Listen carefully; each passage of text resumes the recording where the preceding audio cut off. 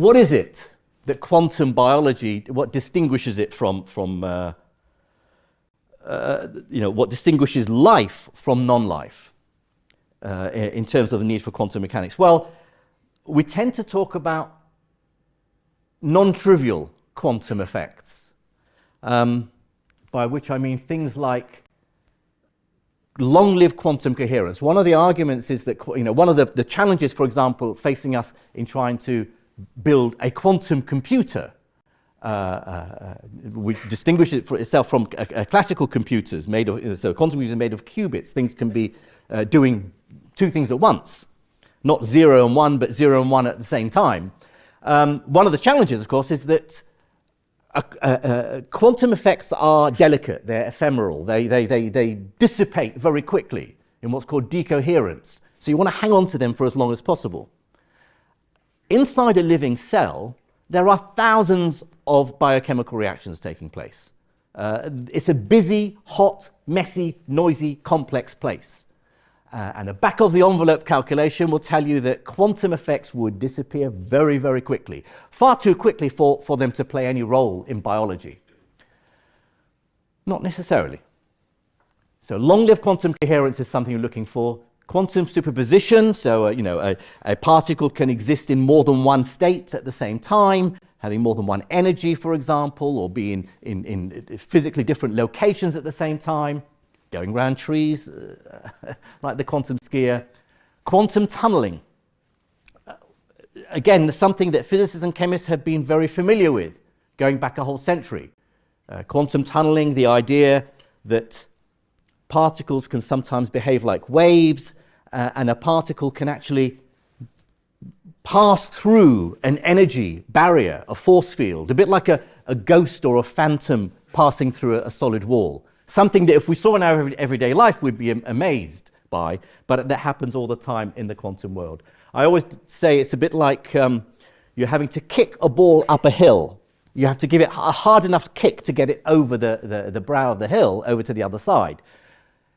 And if you don't kick it hard enough, it'll roll back down again, every time. In the quantum world, you can kick it and need only go up halfway up the hill, but there's a certain non-zero probability that it will then disappear and reappear on the other side and roll down the other side of the hill. It sounds like magic, and when explained to a non-scientist, they tend to think, well, that sounds silly, don't you?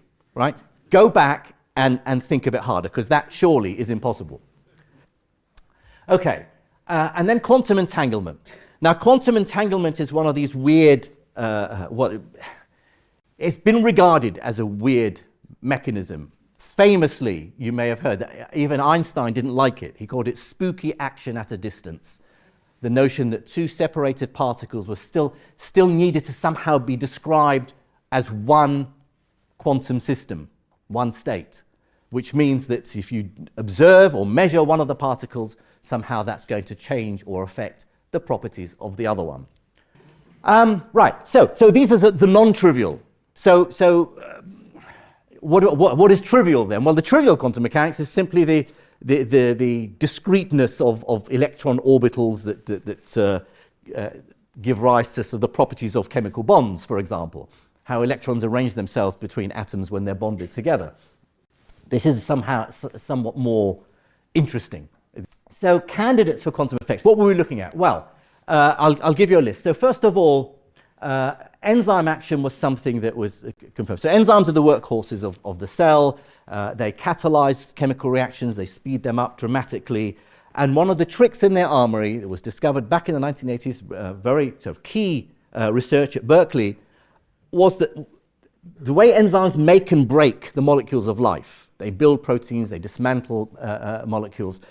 One of their tricks is to use quantum tunneling to move particles from A to B, because it's a more efficient way of getting them from A to B. If they don't have enough energy, well, they can quantum tunnel through. So quantum effects were discovered inside enzymes, and that's not really controversial. Photosynthesis, well, I say well established, probably not so well established yet.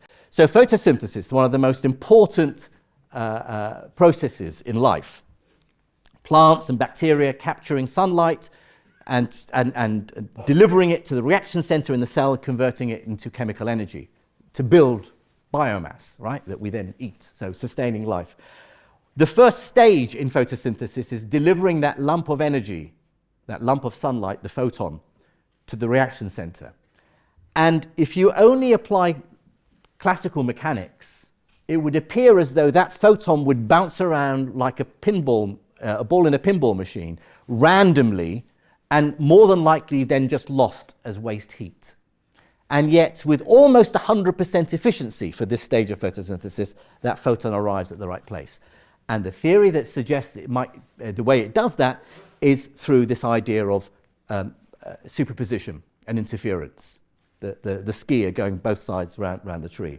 In this sense, in this case, the photon excites electrons in the chlorophyll molecules, what are called excitons, and those can have a spread out effect over the whole cell. And only with quantum mechanics are we able to explain its efficiency. But there are still those who argue that it can all be explained using just vibrations, just classical mechanisms that don't need any quantumness. Magnetoreception bursts, I talked about. How we smell, again, something that relies on quantum tunneling. Again, still speculative, and I don't really have time to go into it because I want to talk about point 5, DNA mutations, which is our work at Surrey. There are other more speculative ideas, of course, where quantum mechanics plays a role in life. I mentioned connection with cancer, connection with the origin of life, and then, of course, something that Roger Penrose, of course, has been associated with for a number of years, the connection with the nature of consciousness. 6, 7, and 8 are regarded as, we are not ready to say something definitive about them until we can establish quantum biology in the earlier points. So, I want to talk about DNA tunneling. It goes back to work by a Swedish physicist, Per-Olof Lövdin, who said that the DNA, double helix, so think of the DNA as a twisted ladder. The rungs of the ladder are hydrogen bonds. They're chemical bonds which essentially are hydrogen atoms. Or for me as a nuclear physicist, they're protons. I don't care about electrons. I'll leave those to the chemists. The hydrogen bond is a proton, all right? And that proton can jump from one strand of DNA to the other. He suggested, he talks about this new field of quantum biology, suggesting that maybe proton tunneling might be a way that these protons get from one strand to the other. Not just by being knocked off by a passing water molecule, as you might think would be more sensible. So anyway, so we started to look at this in more detail using computer simulations. So here you have your double helix strand DNA. If you zoom in, remember the alphabet of life, you have 4 what are called nucleotides: adenine, thymine, guanine, and cytosine. Guanine and cytosine always bond together. Adenine and thymine bond together. And you can see adenine and thymine here. These dotted lines, these dashed lines, are the hydrogen bonds, the protons. And those protons tend to like to sit closer to one strand than the other. You can almost think of them like a spring that can bounce between the two. So the protons are the little white balls, and they can jump. So the blue is nitrogen, and then the red is oxygen, so they can jump across to the other side. That was something was established experimentally, and this is, I'm showing here what are essentially what I was poo-pooing as the balls and sticks models of biology. I mean, that my PhD student Adam Godby assured me was generated using a huge computer code, using something called density functional theory. And just because it looks simplistic, actually to get the jumping and the probability that they jump was a major calculation. What is it that's happening? How does it get across? Well, of course, we could imagine that there's the proton. So this is, remember the ball, kicking the ball up the hill. This, what's called a double well potential, think of it like an energy, like potential energy. How much, the higher up you are, the more energy you have. So the ball needs to have high enough energy to get over that bump in the middle to get to the other side, to the other strand of DNA. And it can jump over the top if it's kicked hard enough, but it can go halfway up and then just quantum tunnel through to the other side. So what we wanted to address, first of all, is how likely is it to happen? And secondly, how likely is it to happen through quantum tunneling and not just over the barrier hopping? Now, what I didn't mention is, why is this at all interesting? Well, this goes back to Löwdeen's paper in the 60s, because he said DNA, the hydrogen bonds, the protons can jump from one side to the other, so what? And they might jump back again, if they don't like life on the other side. But DNA gets unzipped in the process of replication. It enters a particular enzyme system called a helicase, and that helicase is like a zip fastener being unzipped, and the two strands are separated. If they're separated and that proton, or both the protons, because one moves, the other moves, if they're in the wrong position, then in the process of replication, A will not bond to T, and T will not bond to A. They will bond to a different base. What this means is a mutation. Okay, so if the proton's in the wrong place, that can lead to a mutation. So it's very interesting, and even Crick and Watson thought about this idea. Maybe, if a proton can transfer from one strand of DNA to the other in a hydrogen bond, that could lead to a mutation. Now, so the question became, we were wondering whether life has the ability to use quantum mechanics to its advantage. Can it, in enzymes, it uses proton tunneling. Enzymes use proton tunneling to their advantage.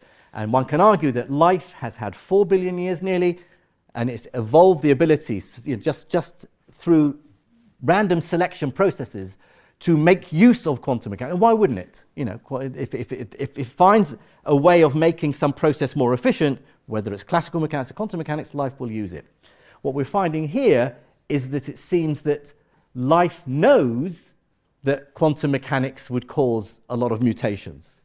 And so the organisms where lots of mutations are taking place due to quantum tunneling, clearly they didn't survive. They didn't do very well.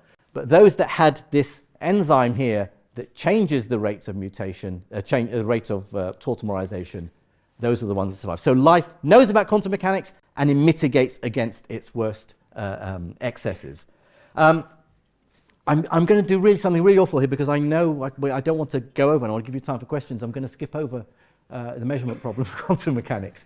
Essentially, the measurement, Schrodinger's cat in the box, and there are different aspects of the measurement problem. The first two are solved by decoherence. The third one, the problem outcome, requires an interpretation of quantum mechanics. So, for example, just two of the more popular interpretations of quantum mechanics, spontaneous collapse models, would say that the cat is. It's not that when decoherence takes place, the cat is either dead or alive, and it's just our ignorance. No, both the dead and alive situations are there. It's the cat dead and alive at the same time that's got decohered away. But you need an interpretation to choose one outcome. And spontaneous collapse models would say one of them disappears and the other remains. An Everettian many worlds interpretation will say that neither disappear, you just find yourself in one universe or the other, with either a dead cat or an alive cat. But the point is that what's happening inside the helicase seems to be a bit like Schrodinger's cat in the box. You've got your water molecules, which is the environment, which causes partial decoherence. So you can think of the proton being in both positions at the same time, or more likely as some spread out wave function, smeared out across the whole bond. But then as the strands separate, the helicase is the observer. The helicase is Schrödinger opening the box, or more correctly, actually the cat, because the cat knows if it's dead or alive, right? It's not, you don't need someone to open the box to tell it. The cat's perfectly capable of causing decoherence. Very macroscopically distinguishable states.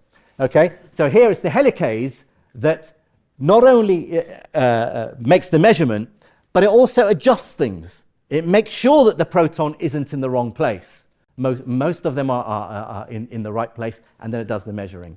Okay, so the conclusion is that when it comes to quantum tunneling DNA, it's not that life uses quantum mechanics to its advantage, but it knows about quantum mechanics and has evolved mechanisms to prevent things happening that would damage life. So does life use quantum mechanics? I would argue yes. We are starting to see evidence for it. And we're also starting to see evidence that life, if it doesn't do something about the quantum mechanics can be damaging as well. Either way, life seems to have evolved the ability to use some of these trickery of the quantum world.